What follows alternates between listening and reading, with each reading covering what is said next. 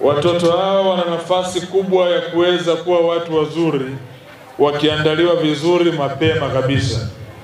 Niwaombe wazazi muendelee kuwasaidia malezi mema ya watoto wetu.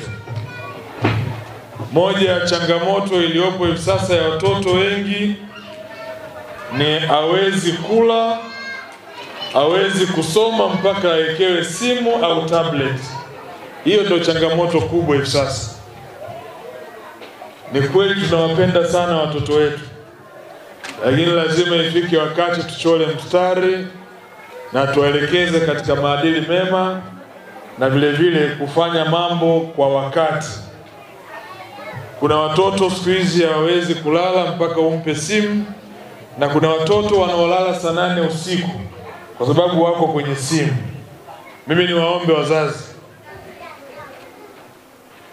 na mimi pia nikiwemo katika kundi la wazazi, tuendelee kuwasaidia watoto wetu, tuwajenge katika maadili mema.